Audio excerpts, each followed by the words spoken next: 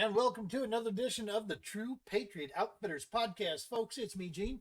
We are all back from the Arkansas run that we made down Felsenthal National Wildlife Refuge, All-American Kayak Series. We're done with that.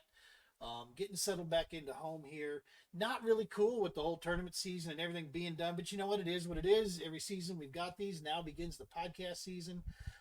And a lot of administrative work. We're going to try to get our gear all put together with the TPO and make sure we're optimized the best we can there and all that good stuff. We have got some major players coming in here on this episode here. We've got 3 board members here from the Colorado Kayak Fishing Club.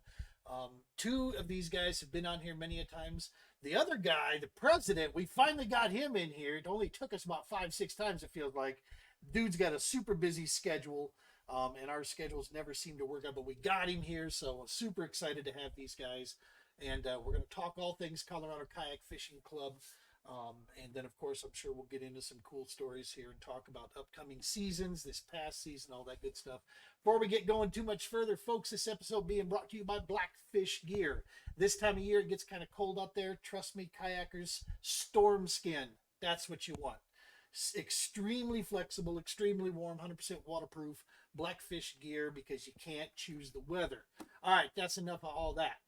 So let's go ahead and bring these fellas in here. First and foremost, the host of the CKFC podcast and a dude that I call a personal friend of mine, Mr. Matt Collins. Matt, welcome to the show, my friend. What's up, Gene? Not too much. And another friend of mine that I've had a chance to fish with several times out here, Mr. Jeremy Pierce. How are you, Jeremy? Hello, Gene. Thanks for having me on. You bet, man. And here he is, the Prez, the big toe, the big fish, bringing in Josh Hines. Josh, how's it going, man? Good. I'm glad to be here finally. Heck yeah. It's taken a while. So listen, man, you guys had your end of year banquet. And folks at home, that when you're watching this, you know we've talked about this. The Colorado Kayak Fishing Club is a nonprofit organization that not only promotes the sport of fishing and kayaking, but they also believe they were founded on the principles of supporting the community that they all live in, which that for the Colorado Kayak Fishing Club, that's the entire state. We were honored and fortunate enough to be named as the benefactor of their donations this year. And you guys, as the schedule would have it, I'm in freaking Arkansas, but I got my good buddy James Strawbridge to stand up there for me and read my little paragraph from the email that I'd sent to just make sure we had some representative there. And you guys, I got to tell you, man, I don't have words to express enough thanks to you guys as a board, to every single angler out there, and the importance of the fishing club, man. Because I can tell you this check that you guys donated to the TPO, folks, over $5,000 was donated by this club and these anglers to our organization. I can't tell you how needed that was and just what that did for the motivation of us moving forward and being able to actually have operating expenses that the Campbells don't have to throw up and cover. This is huge, man. Like I said, thank you doesn't cover it enough, but to each and every one of you guys, from all of us, and that's it's for small nonprofits, man. This is a huge deal. You guys just did some awesome work there, and we hope to make you proud with what we'll do with it. Jeremy, you've actually had a chance to come out with us, and it so worked out that Red Willow, it wasn't Father's Day, it was in August. It was actually before the CKFC was going to Red Willow. I was going there with a combat vet Army soldier and his brother-in-law. Yep. It was first going to be he and his dad. His dad couldn't make it, so he got his brother-in-law to come with. And when I found out you were going there, I'm like, dude, let the TPO, jump in here and let's do this thing. We've got active military here. This is perfect. That was, to you, having a chance to see some of the firsthand. We didn't get a chance to fish together because you were going to work. You were busy. You had business in mind. I was pre-fishing for something important, and then I completely bombed during the tournament. So that was You're not alone, man. That place was finicky this year when we all hit it. yeah. It was tough. But No, this, that was an awesome trip though, and I mean I can't thank you enough for getting me out there and covering some of the expenses for that. It's amazing having an organization right here in our backyard that is taking care of military and first responders like that. The Army vet that was there, and getting to sit there by the campfire with him and his brother-in-law and you sharing not just fishing stories, but some of the military stories and some of the transitional stories that he had for after his military time, things that stress him out, things that help him out, stuff like that. We had some serious stories, but then we had a lot of fun and uh, just getting to know him and getting to know what all was going on, man. It was absolutely awesome. it's one of the pieces that we always say we try to be the conduit, right? That's our whole purpose. Don't be that bucket guy. We're not here just to grab and hold info. We're here to pass info on. And one of the things that I always try to do is get minded individuals around each other, because as much as I want to, I do not know, nor will I ever know what it's like to be in your shoes, to be in Matt's shoes, to be in Jeremy's shoes. I don't know because I've not lived that life, right? So the fact that you were there, another, an active military, individual right there with, I think that is what helped Jay start talking about some of those stories. Because yeah, man, he shared some pretty rough stories there. That was like, Yep. oh wow, about first deployment stuff, and that's really what this is for, is just to give a vent, man. How many times did he say, I don't really care if we catch anything, man. The fact that I'm out here, we're just chilling. I don't have to be anywhere. That was new for him, to have that kind of freedom. So that was awesome. Yeah, those guys, I mean, you could tell they were having a blast, and especially with the setups that you have for them, with the motors on the kayaks and stuff, man, they were zooming around. I was super jealous of the brother. I think it was the brother-in-law that had the one with the torpedo on it, and he was No, scooting by me every time he'd come through.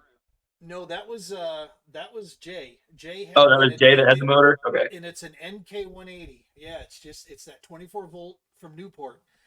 The brother-in-law had my demo pivot drive that blew up on me. My pedal drive system blew up, so that's why I was towing him around with my XI3. I Yeah, became I became his towboat the whole day, so we could keep him out there. I was real surprised how quick that new canoe was with that motor, Yeah, and that was scooting real quick. they get moving for sure. They're good. They're a good balance yak, man. They really are for sure. So, Josh, let's go to you here. CKFC. How long have you been a member of the Colorado Kayak Fishing Club? Okay, so that goes back to 2017.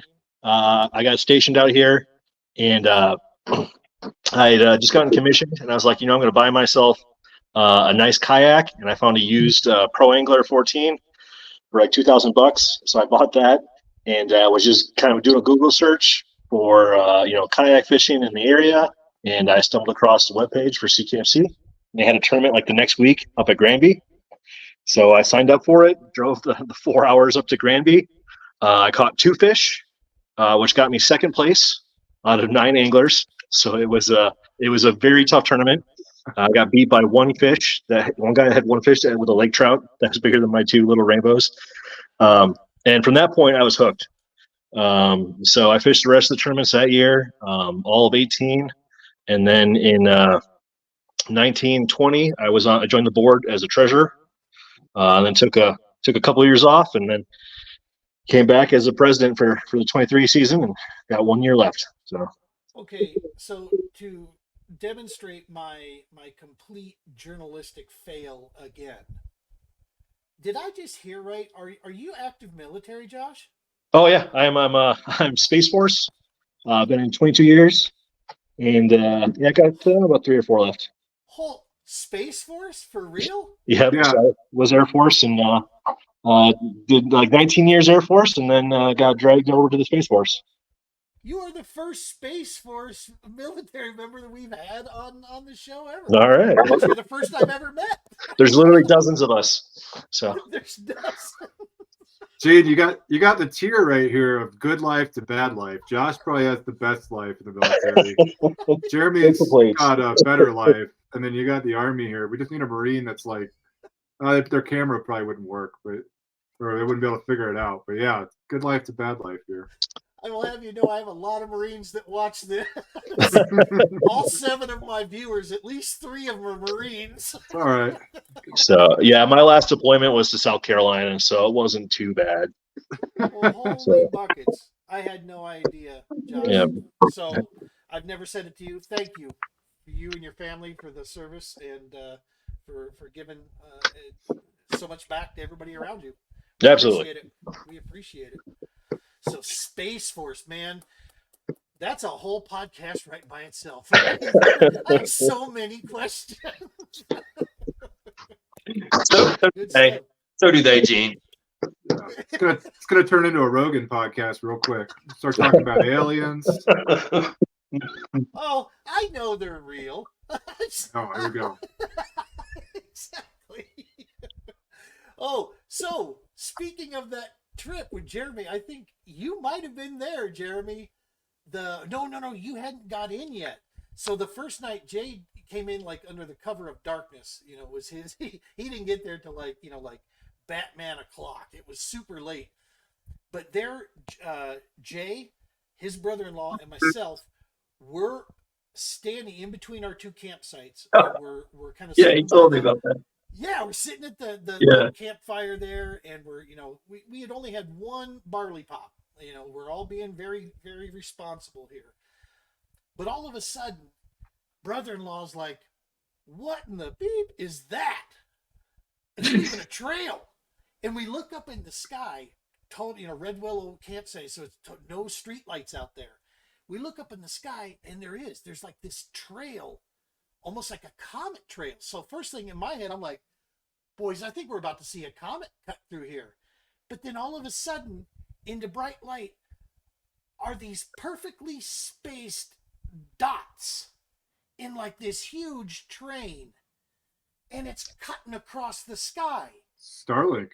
Dude, Yeah. I freaked because I didn't know what the hell Starlink was. I'd never heard of it. The 3 of us, oh my gosh, the video I had, the 3 of us were like, "What the beep, beep, beep?" We were sure we were witnessing extraterrestrial activity. Yeah, Jay told me about that when I got in there. And so Ronnie Ramiro and I were out walleye fishing at Pueblo one night over on the west side. And we were down by the shore, and we look up just as it was getting like real dark and the stars were starting to come out. And Starlink went overhead. It was when they only had like 18 satellites, but we sat there and you could count, just see each one of the individual dots going across. It was really cool. Dude, it was, I mean, for somebody who didn't know what the hell it was, I was like, I finally did it. Finally, at 50 years old, I've seen an alien now. There's something out there, UFO, I got spotted. And then Jeremy came in and completely ruined the whole thing. It's like, oh no, it's Starlink. That's what it's like. What? Yeah, no. So it was an eventful trip for sure. So Matt, your schedule is normally one. I mean, you're usually flying all over the joint. So thank you so much, man, for joining us here. We appreciate you cutting time into the schedule. How's the year been to this point here when it comes to travel and whatnot, being able to get your fishing in on the side? It was a great year. Won Angler of the Year, so it was cannot complain right. at all. You did win AOI, didn't you? Yeah. So took Rookie of the Year last year, Angler of the Year this year, and I missed, what month was it? August. I think it's Spinney and red willow because I was out in Arizona. But no, it's been a great year, dude. Been fishing a lot. Next summer, I think I'm gonna miss June, which is really gonna suck. But other than that, yeah, it's been pretty good. Nice. So future looking good for staying right here in Colorado. Yes, we pushed out. We're gonna be here at least through 25, maybe 26. So Good. Yeah. Well, good. We're glad that we finally get a chance to fish with you and fish against you. That'll give you time to be president next year. yeah. I think that's the progression. Is it ROI, AOI, president? We'll let Alex do that again. I thought his camera was going to disconnect there. Oh, sorry, guys. I can't hear you. What? You're breaking up. Breaking up. Yeah, right.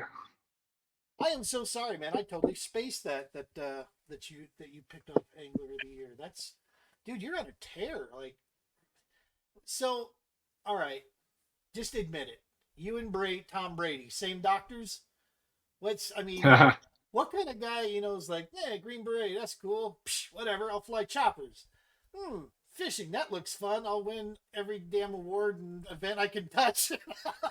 I mean, what's this guy's built in a lab, or have you checked for PEDs, Jeremy? My wife's great. He doesn't live scope fish. He's got it on his boat, but what he really does is he hops out and he snorkels down there to find fish. Then he comes back up and he throws in there. He's got the knife in his mouth, Yeah. Swim with all the pike and 11 Mile. Yeah. No, my wife's kind of pissed right now because she just picked up golfing and she's taking lessons. So I'm going out with her and I'm basically stealing all the lessons that she's getting, So I'm like, all right, what did he say to do with on this shot or that shot? And now she's kind of pissed because I'm getting better at golf now. He's one of those guys, man. Yeah. Yep. Remind me never to one-on-one bet against you on anything. Not happening. So that's the one side that I always love to watch and hear the stuff on the multi-species side, because it's so outside the bucket range for me. I mean, I enjoy fishing, but I am very narrow. I've got blinders on, man. It's all bass. That's all I think about. That's all I go out. If something else lands up on my hook, it's usually, get off of there. Got a trout again. Damn it, get off of there. They always tear my gear up too, anyway. But yeah, you guys go up to Spinney up there, and you guys go pike hunting. There's like some monster fish in that water. What's the deal up there, Josh? Why does that place set up so? I mean, you would think with that cold of an environment you wouldn't see that size, but apparently there's some real high quality. Is that just from management alone, or what broods it like that? I almost think it's despite management. I mean, they're cold water fisheries, they're cold water fish. So the trout and the pike definitely thrive up there, and they have just enough perch, I think, to keep them fed and happy. And then obviously Spinney is managed with the gold medal waters. You can only keep one trout over 20 inches, and then they encourage people to take all the pike they can. But honestly, I'm wondering, with all the pike that were caught at Spinney this year, if the pike aren't taking over a little bit more than CPW wants them to. But hashtag that's their problem. What would you say is an average size of the pike that you're finding? I mean, are they hammer handles in there, or are you finding healthy species? So, I mean, just judging off of the results of the tournament, I think we had 6 fish over 30 inches that were caught, a whole bunch in the 20s. And then, there's still a handful of, those teens, those hammer handle fish. There's plenty of those around as well. But just the sheer number of really big fish that were caught in July was kind of astounding. So if you're purposely going after them, do you guys throw a leader on there? Like a little a nylon or a steel leader on the end if you're, buzzing for them out there? Or do you just braid and floral and cross fingers and hope? So people have caught some monsters on really light braid or light mono. light line. But I know I put on 20-pound fluoro leaders. I know like Alex puts on, like he's got like 80-pound fluoro that he puts on as a leader. So I don't know if many people are using like steel leaders. What do you think, Jeremy? I mean, we've got a couple that do, but a lot of our guys, like, it's kind of crazy how it works out. Most of our guys are catching a lot of their pike on just standard bass gear, not really changing out too many of the leaders. You know, they might step up some of them. But like my big pike that I won with at 11 Mile last year that was over 40, that one was on like 12-pound fluorocarbon on a flicker shad on one of my spinning rods. So, I mean, the big thing with them is adjusting your drag and just hoping that you catch them outside the mouth so that they don't bite you off. But yeah, a lot of the guys, they're hitting them on, you know, hair jigs, chatterbaits, things like that, and they're not running way too heavy a leader on them. So I can tell you, coming from Minnesota, that has a plethora of pike and dogfish and different things with teeth up there. The fastest way to catch pike is find your most expensive bass lure and throw that, because that is the only thing they want to bite. Is the real expensive stuff. It's fun. No, I've definitely been trolling along, and all of a sudden, like the rod tip goes still, and you reel it in. There's just no lure anymore. You're like, oh, that was a pike. Like, oh well. Yeah. Yeah, at 11 Mile last month, I was trolling, and my spinning rod just, like, I didn't even have very much drag on there. My spinning rod doubled over. By the time I was able to lift it up, my line was completely slack on the surface of the water. My lure was just gone. You guys ever throw those from Scum Frog? They're those little soft, very pliable little rats. You know, they look kind of like a little rat or a mouse type deal. They're like $2-3 a piece. I used to throw those constantly in the muck and duckweeds and real thick vegetation in Minnesota, and just pull bass for days with that little thing, because it was the perfect balance of being able to wing it out there, and it would disturb just enough to get them, you know, tick them off, to get them to come up through that muck and hit. The moment I put a pad crasher or something a little bit more, you know, substantial and chuck that out there, it's like someone, you know, launching a tomahawk out of a freaking submarine. Boom, comes right out of the water. It's a, you know, freshwater barracuda, snatches up that $10 frog and just shreds the thing. You know, if I get him in, it's sinking from here on out. Yeah, I've kept many of those lures, but yeah, I throw the $2 ones. Throw a jackhammer, boom, gone. Well, the first one of the little balsa walking baits that I made, one of my homemade ones, when I was at the Red Willow tournament, I threw it. And I mean, it's a little, like, less than 2-inch bait that's maybe like 5.5 grams. And I threw it out there on the BFS bait caster, and it got smashed by a 36-inch muskie on the first cast. Wow. Like, it's insane watching them hit, like, especially those smaller baits, because they go nuts for them.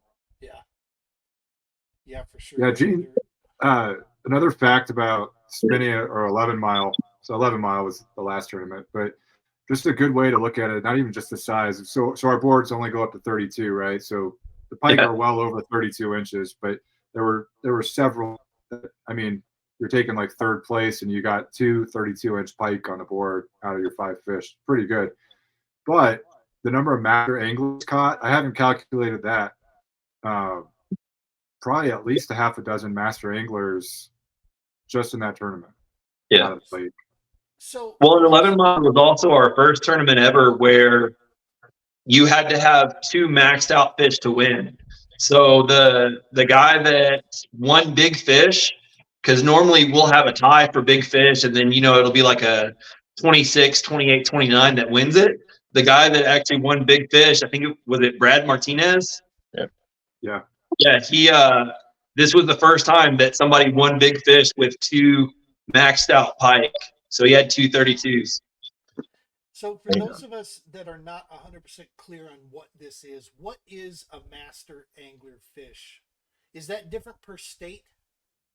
So Colorado, I'll take it. So Colorado, if you go to CPW's website, they've got a list. You can just search master angler for it. So the way that Colorado defines it is, you know, each species has their own requirements of length to be a master angler. So there's like lake trout, whatever it is. There's rainbow trout, I think is like 23 or 24, and then you got browns, smallmouth. So they're all in there. So that's really how they're measured. So- You can take a picture of it and submit it, and then you end up getting like a certificate from CPW on it. So it's literally just based on the size of the fish. It Yep. becomes basically something that you can get certified through CPW. Yeah, honestly, like our kayak fishing is perfect for it. We've got anglers they've got tons of master angler certificates now because how our catch photo release works, we have a certified board. They're taking a picture of their fish on the board, measured out. So we're actually producing quite a few. We've also got a couple of guys that have qualified for the newer, the catch and release state records that they've got.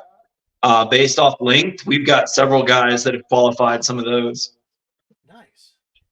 Good stuff. Oh, where'd Josh go?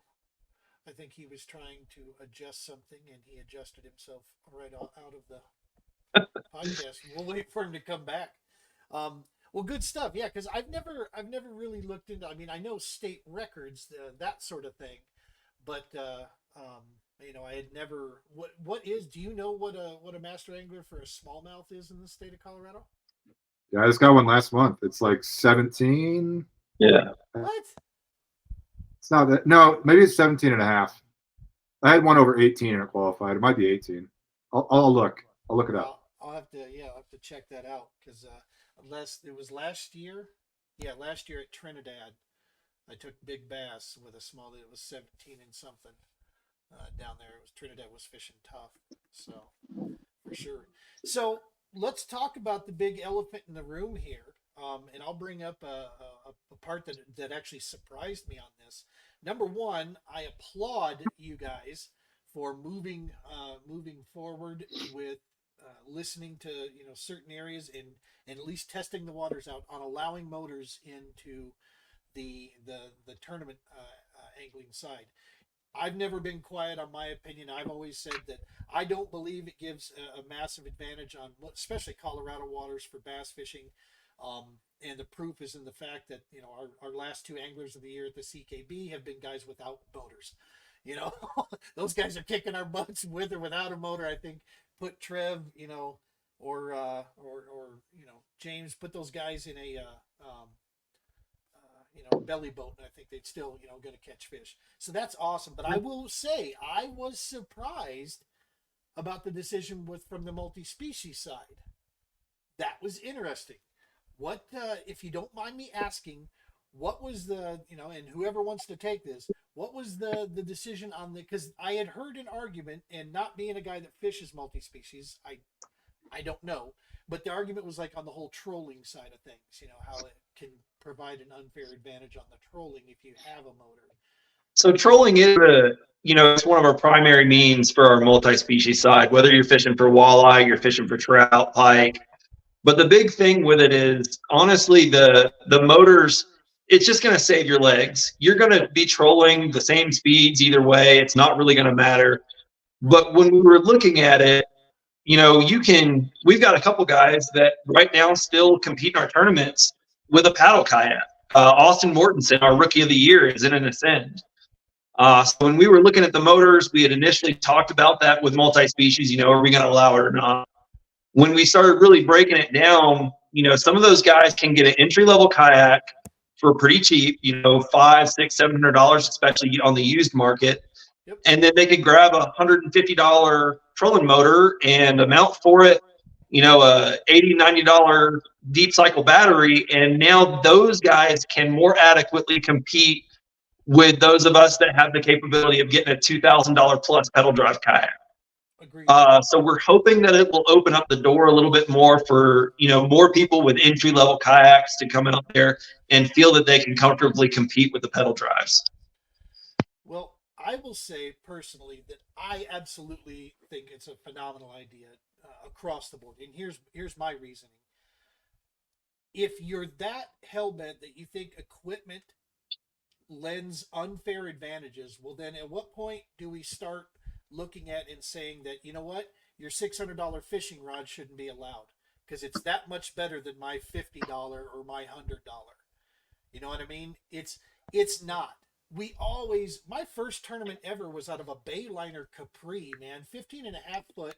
There were 14 boats in this tournament. 13 of them were bass boats, and then there was me.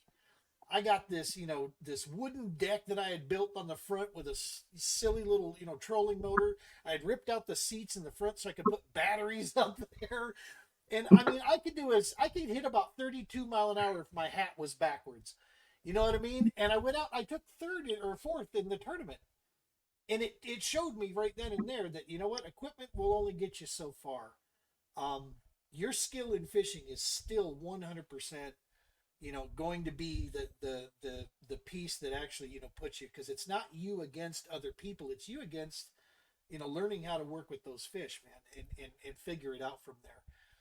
And it hasn't been so much a worry about, especially for like those of us, that are on here right now.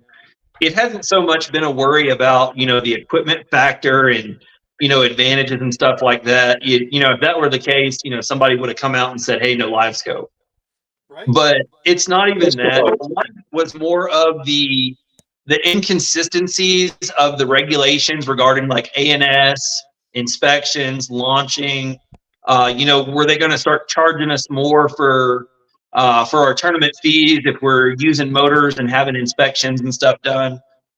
So really the big benefit was having CKB get started in the last couple of years and growing and using motors themselves and being able to talk with Jim and Matt about that and how they're going about it with ANS inspections. And really they kind of blazed the path for us to be able to say, hey, they're not necessarily going to hammer us for using them when we go to the parks, and setting up how we can actually template that. Well, and just because it's there or someone else is using it, don't be silly and think that you have to do it. You got The thing I love about kayak fishing, man, is it's about you. It's about what your budget and what your comfort level and where you're at, man. Keep it that way. And stay, like I said, I literally, this is no joke. I've used it for a year and a half. I'm selling my live scope.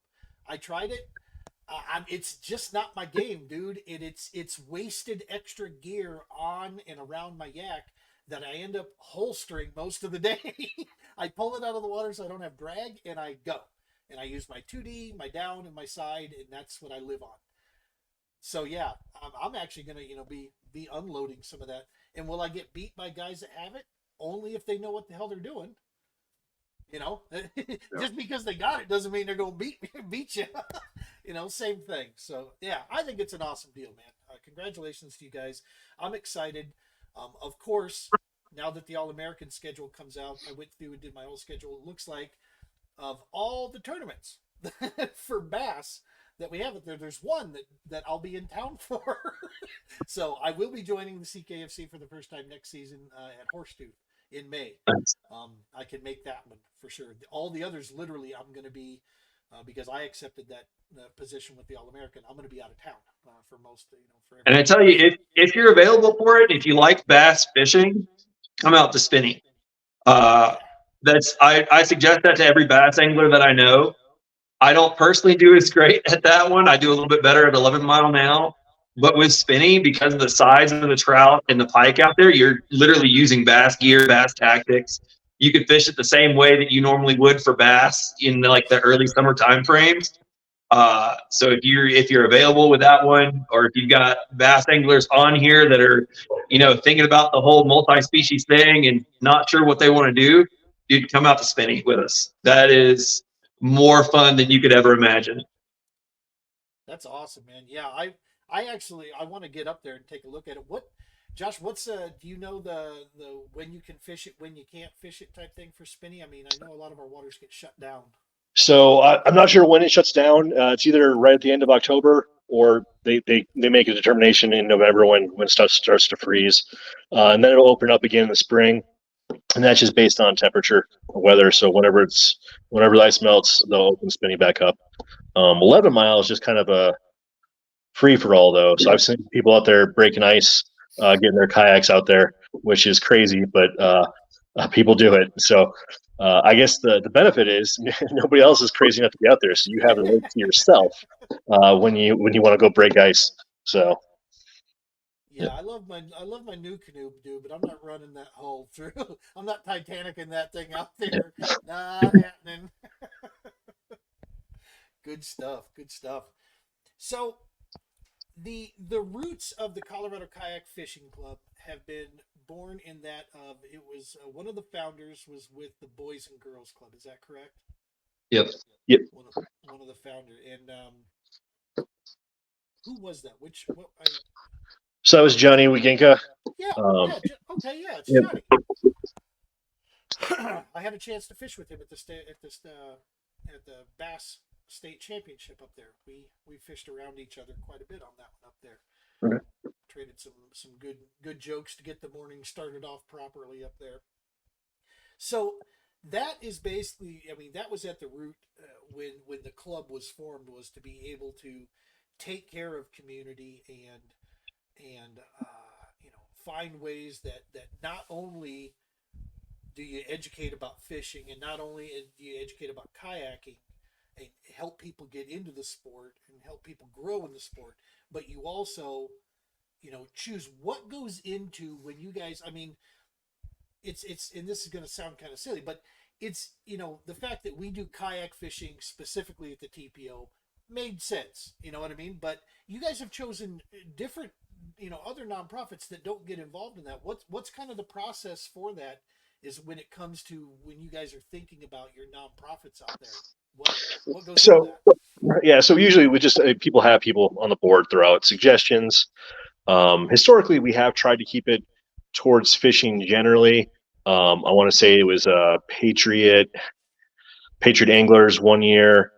We did Project Healing Waters, which again similar to Eugene. They take vets out fly fishing. And then there was also the Boys and Girls Club, which we've done twice. They also did a shelter, abused women's shelter up in Denver. And then this year, we haven't officially announced it yet, but we'll go ahead and do it right here, is the charity for next year is going to be Cast for Kids. So again, we try to keep it fishing related if we can, or keep it in Colorado. But it's just kind of up to each board to figure it out. That's so cool. That is super cool.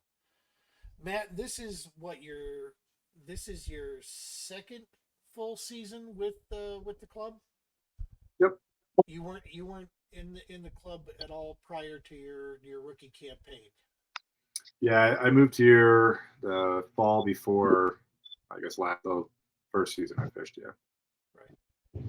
So we were talking about this before, like this phenom junk you got going on that you just step in, here we go, I'm gonna work hard and I'm gonna kick your butt, da da da. We're real hard at work and not fishing right now, but it's good. It's off. Season's over. Exactly. Now work can kick in for sure and keep you busy. I think he cheats. He flies over all of our local lakes with his helicopter. And his work is just scouting. Right? Yeah. So I wouldn't be surprised if he flies with his kayak in the back of his Chinook. You think that's an extra fuselage that he's carrying. It's a PA. Sling load under the bottom, Yeah. No, so I was reading a Bassmaster article this moons ago because I have magazine after magazine, everywhere around here, and I get just about every publication and I thumb through them. Usually when they're about a year old is when I'll get a chance to get through them. But one of the deals they were talking to Rick Clunn about, his suggestions for when you're going to a brand new body of water. And I kid you not, normally this is the most down-to-earth, grounded dude, that when it comes to sage advice that Rick gives you. Real good, spiritually driven, and good stuff that you can sink your teeth into. But literally, I need to find this article again and bring this up. But he said, if you can, try to charter or rent or go in with a buddy and get a plane ride over the body of water so you can get just a good bird's eye view of the whole place so you can see what water's clean, what water isn't clean, and you can just get a good, that way you don't have to drive all over the place, And I'm like, right, Rick, that's your advice, is rent a plane. It's like I can barely put fuel in my half-ton Chevy, and you want me to put a Cessna in the air? Good Lord. So yeah, that's probably what Collins is doing. Got a small diversion in flight path here. Over it goes over Spinney and 11 Mile, right? I fly over Spinney 11 Mile a lot, but not for that. I mean, it's for work, heading up to Leadville or something. But then I will say, like, yeah, exactly. No, it's pretty. There's some writing and regulations about personal use of military aircraft, so not doing anything with that. Yeah, but no, I mean, if I'm on a flight path, especially like in late winter, early spring, I want to see, like, the water levels here have varied so much in the last 2 years that I've lived here. Seeing like what any of these lakes looked like, not this season, but the past season. I mean, you're talking like probably 15 feet of water difference in a lot of these lakes. So it is pretty cool when you fly over and you're, hey, I've never seen water in that creek before, or something like that, But I mean, I'd be lying if I said I don't look down at Pueblo every time I fly over it. So. Right? I mean, this year especially. I mean, we had so much water for the first time, man. I was in seventh heaven. All the green that was happening out here, I was loving life. It's like, yes, Colorado, there you go. That's what I remember from you from the early 90s. Is getting plenty of rain in the springtime and greening up. It was cool to see the reservoirs like that, for sure. So, Jeremy, we were talking earlier about Spinney and 11 Mile and this beast. I remember seeing, Matt, you actually took the photo maybe of that beast on the last minute that you put up on the board there, Jeremy. What was that? Where were you? What was going on with that thing? So that was 11 Mile last September. I was just over a month off of my right ACL surgery. Right. And I wasn't sure I was going to fish any more of the year. Talked to a couple of the guys, Matt being one of them, and they were like, hey, come out there. If you think you can pedal the kayak, come out there. We'll help you get launched. We'll help you get the kayak off the water. So that's what I did. I got out there, tried a whole different area because I wanted an easier launch than what I normally did, and found a solid weed line. I was having a rough day too. My morning up until about like 11:30, almost noon, was not good. And then all of a sudden I found like the right weed line going through and started picking up some more trout. And then I ended up catching 2 decent pike, was in like 3rd or 4th place. And I start heading back towards the truck area where I was parked, and ended up catching another upgrade on my pike. Then I ended up catching a 28-inch pike, and that actually put me in 1st place. And I kind of thought I was done. So I was cutting across the lake going back to the truck and had my line back behind me. It got bowed over and ended up catching about a 42-inch pike. And I'm just hooting and hollering.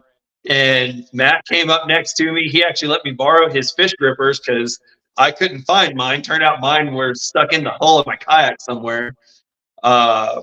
And I wrestled that thing into the boat with my net, got it up with the fish grippers. And dude, I was nervous as all get out trying to take the picture of it. Finally got a good picture, got it submitted. Yeah. And yeah, you can see the look on your face there. You're giddier than a schoolgirl. That thing is a slob, bro. Look at that. That gut looks like mine. So I've caught a pike longer than that one. I caught a 48-inch pike up in Alaska, but it was like a pencil. This one, the picture of it on the board really tells the story. Like in that one, you can see how it's hanging over my hands, but the picture of it on the board, it just engulfs the board completely. Oh, yeah. That thing, it was just such a massive body on that pike. And it's just built thick. It just like that thing is just nothing but power. Yeah. And scary power. It was on my spinning rod, just a normal, medium light 6'9" spinning rod. And it kept taking me down in the weeds. I thought for sure he was going to get off because, you get that added pressure on the line in the weeds. Managed to fight her all the way up to the surface, like probably 5 times before I finally got her tired enough that I could get her into the net. That is crazy, man. Yeah, that thing is like complete apex predator in that water. I mean, nothing Yeah. is hunting that. I I don't know. Maybe if there's bear up there, maybe would look at that thing. But I mean, even if you're a bear, you're gonna think twice. I mean, that's a big critter right there. Yeah. Yeah. Wow, that is so awesome, man. Yeah, that had to tug you around quite a bit. Oh yeah, that was definitely my best sleigh ride that I've had so far in the kayak. Yeah. She pulled me around quite a ways, and so I was still in my Hobie Outback. That was before I upgraded this year to the Pro Angler, and then she had that boat scooting across the surface.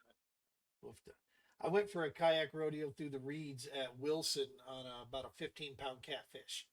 He Nice. he kept running right at my trolling motor when I had spot lock on, and I'm like, I hadn't seen it yet, and I'm like, no, you're not winding me up in that. So I killed spot lock. He bumped the motor a couple times, and then as soon as I killed spot lock, it's like, yep, off into the weeds we go. He's pulling me right through the cattails. That's a monster for sure. Well, listen, gentlemen, we're about the 45-minute mark here. We absolutely, like I said, I don't have the words to express the thanks and gratitude that I personally have for you guys, and I know from the TPO, the volunteers, the people on the board, and the people that get an opportunity that we get to serve and go out with. It is like I said, the fact that you chose a small organization, this impact is worth about 3 times, as substantial as it is. It's going to have an impact of about 3 times that amount, just because of how small we are. We don't have a lot of overhead. I work very hard to keep our overhead, to a minimum. Like you saw, Jeremy, I sleep in the trailer. Yep. Try to keep our costs down, whatever we can do. We got lucky with those guys having a really cool camper of their own. They loved bringing it up there, so that was super cool. And we want to do that. I want to get something going down at Pueblo. That's the place I want to go. I want to take some, get some guys, go down there and have a weekend trip or have a couple day trip where we can, put them on that water. Because I still think Pueblo is personally, I think it's the best bass lake we have in the state right now. For health and versatility of the ways you want to fish it, you can hit. So I'm hoping to take some guys down there for sure. But again, just from all of us here and for myself personally, thank you guys so very, very much for this and for all that you keep doing, man. This is exciting stuff. I know you guys have your podcast that rolls out there, so please let us know if we can do anything to help promote that. To introduce people to this, and we'll keep sending people your way every chance we get when we run into folks out there. If we end up getting any type of decent quality vinyl logos of any kind, or if you have a good vector file for the logo, I'd love to be able to put you on the rig for 2024, man. We'll get the emblem just on the side of the truck there, right next to the CKB, so we can, and of course the All-American. We our truck spends a lot of time out of state, but we also spend a lot of time in state, and that thing is just hands down the best advertisement, and it grabs attention everywhere. People are always asking us about the work that we're doing, so we'd love to, like I said, keep that stuff going, man. And anything we can do, please let us know. No, appreciate it. Sounds great. Absolutely. And to all you guys, this is the first time I've had 3 active military members all at the same time. This is super cool, man. So many firsts here. Space Force. Josh, Yeah. my God, your Facebook Messenger is going to be blowing up from me with, you just respond when you want to. It doesn't have to be right away. But I got so many questions. Josh is gonna have so much fun with that. That's How classified. close was Steve Carell's show? How close was it? Sometimes it was too close for comfort. Yeah. So you're like, oh, that's uncomfortably close to how it is in real life. So sometimes. The button cover episode made me spit drink out as I was watching TV. Yep. That was epic. That is awesome stuff. All right, gentlemen. Well, thank you so very. Oh yeah, what's up, Matt? And yeah, just one thing before we head out. I wanted to say thanks for the club for what you guys are doing as well. for veterans, first responders. We really do appreciate it. I'll get you that vector file. I've got it there. And then, yeah, free advertising for the club while you're driving around all over America is awesome. But yeah, thanks to you for everything you're doing. We, you know, without getting too much into it, like the military has unfortunately a very somber side to it, where there's a lot of loss in not just combat or PTSD, but also on the suicide realm. And my unit is dealing with that right now. But there's if anyone's watching your show that I guess is a veteran tuning in thinking about getting hooked up on anything, there's resources out there available as well. I mean, it's great to have the therapy of being on the water fishing, and we love that. But there are also other resources out there within the military. So if you do have viewers that are on, there's behavioral health, your chaplain's office, or I think what's most important is honestly the people you work with that are your friends. Talk to them about it if you're going through something. So I just want to put that out there. But yeah, thank you very much for everything you're doing. It is truly our privilege to do the work. And it's we're doing just what, in my personal opinion, what we should be doing. As the namesake of my little nonprofit is the True Patriot Outfitters, and I know many people that gaslight on social media would think True Patriot stands that I'm going to be locked up in a cabin somewhere in Montana hiding from the ATF. That's not what this True Patriot's about. True Patriot is that if I look at gentlemen like yourselves, and I am very grateful and thankful for you and your families, because without you folks and the folks that have done it before you and the folks that are going to do it after you, we don't have any of this. None of this comes together. And that is when these generations understand that and start to grab a hold of that, this has nothing to do with politics or any of that horse mess, man. This is everything about serving others. That's all it is. And so yeah, it's truly our honor, our pleasure to be able to get out there and just share something that we love doing. Right on the front of the truck, man. Hashtag Stop 22 Tour. Until there are none. That is, if we got to do it one at a time, we'll do it one at a time. If we can do it bigger than that, we'll do it bigger than that. Whatever. But yeah, DM, hit us up. We've got a laundry list of resources and great people out there that are far smarter than me, which that's not a very high bar. But still, we've got a lot of resources with people out there that are connected. That yeah, it's that Spartan pledge deal. That before you do anything, you give somebody a call. And so good stuff. Awesome. Well, listen, gentlemen, I'm not going to take up any more of your time. Go have dinner with your families there. And I'm hoping to catch you guys out there now that tournament season's done. I'm hoping to run into you. Like I said, I'm thinking maybe next week. I wish I could go this weekend, but I'm not ready yet. I literally haven't even cleaned my truck out from that last run. I've just I got inside. I started working on graphics, and Josh and I've been working, and I've been working on administrative stuff. And it's like, yeah, I got to get this boat stripped down, and because my yak is being retired into our TPO fleet. We need to get another boat for the tournament stuff. We'll get that squared away. But yeah, that was you and Josh. We're rolling heavy in April to Truman. We're trying to get as big of a group. We qualified 30 for All American Classic, and we're trying to get as big of a group as we can going. I can tell you we got some cool plans that we are trying to put together, and I can't wait to, when we can solidify these things, to share. This is going to be an event, man. It's going to be something you're not going to want to miss. We are focused straightforward on making this way worth it for the anglers that show up, that come into town there. My biggest, to be honest with you, I have actually a logistic concern about if Clinton can handle the influx. That's there's not a lot of hotels, just in Clinton itself. And so we're going to be having some conversation with the chamber, and yeah, we've got some cool ideas, because we know we're going to put 200 plus anglers out on Truman Lake. We know that's coming. We know there's going to be 35 grand up for grabs. We know that's coming. But there's other cool things we want to do to just make this a really fun event to go be a part of, for sure.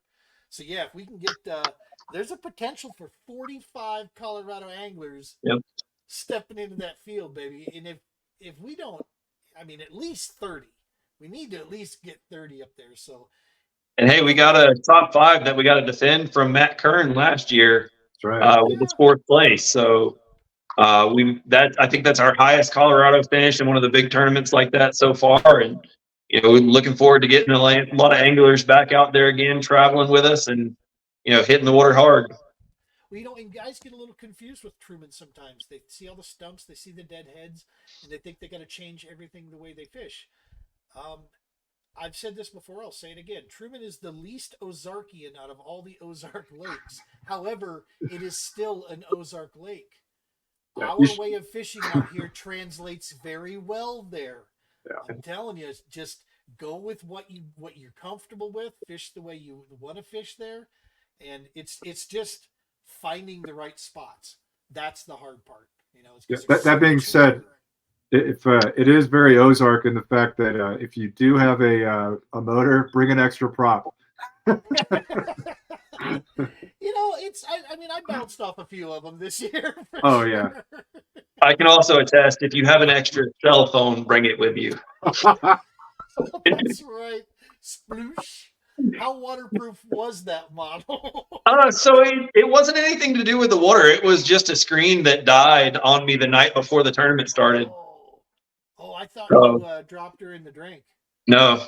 Nope. Oh, okay. Jeremy was running to Walmart at midnight trying to get his self all set up. It was super sad. Yeah, I was getting a straight talk wireless phone from Walmart at 10:30 in the evening the night before the tournament started. Yeah, that doesn't look sus at all. You going out getting a burner phone from Walmart at 10:30 at night. Yeah. Good stuff. All right, gentlemen, this time for real, I'm going to let you go. Thank you guys so very, very much. Y'all take care. Man. Much love, and we'll be chatting with you soon. Thanks, Jim. For having us. 1, 2, 3, 4. 1, 2, 3, 4.